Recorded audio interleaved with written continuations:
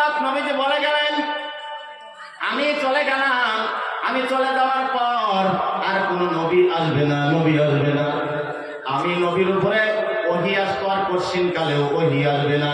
আমি নবী হয়া যেহেতু আর নবী আসবে না, কিয়ামত পর্যন্ত মিশন চালু থাকবে। আমি নবী কোরআন হাদিসের একটি টোপলা বেঁধে দিলাম, একটি ওহীর টোপলা বেঁধে দিলাম। এই ওহীর টোপলা দুনিয়ায় কারো হাতে আমি দিব না, আমার উলামাদের হাতে আমি দিয়ে গেলাম। কোন সুবহানাল্লাহ। ও নবীর উম্মতের দল, উলামাদেরকে সাধারণ ভাবিয়েন না, সাধারণ ভাবিয়েন না। নবীজি বললেন, আল উলামা ওয়ারাসাতুল আম্বিয়া, আর উলামারা হলো নবীদের ওয়ারিস, নবীদের ওয়ারিস। নবীদের ওয়ারিস হয় আমাদের কাজ।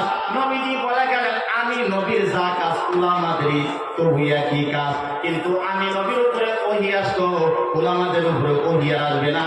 আমি ওহীর টোপলাটা বেঁধে উলামাদেরকে দিয়ে গেলাম, কিয়ামত পর্যন্ত উলামারাই দিন চালাবে। কোন সুবহানাল্লাহ। উলামারাই দিন টিকে রাখবে পৃথিবীর জমিনে। যতদিন উলামা থাকবে, যতদিন মাদ্রাসা থাকবে, যতদিন মক্তব থাকবে, যতদিন মসজিদ থাকবে, ও যুবক, দুনিয়ায় বড় বড় মুসিবত আসবে না, দুনিয়াটা ওইভাবে ধ্বংস হবে না। নাউযুবিল্লাহ। ও যুবক, উলামাদেরকে সাধারণ মনে করিও না। পৃথিবীর জমিনে ঈমান যদি বৃদ্ধি করা লাগে, আল্লাহর ভয় যদি আনতে লাগে, এখন তো আর নবী নাই, কার দরবারে যাবা? উলামাদের দরবারে যাইতে হবে, উলামাদের পাশে বসতে হবে, উলামাদের সব মুসিবত শুনতে হবে, উলামাদের কোরআন হাদিসের বয়ান শুনতে হবে। শুনিয়া শুনিয়া হেদায়েতের দরজা আল্লাহ খুলে দিবে। কোন সুবহানাল্লাহ। তাহলে ঈমান বাড়বে।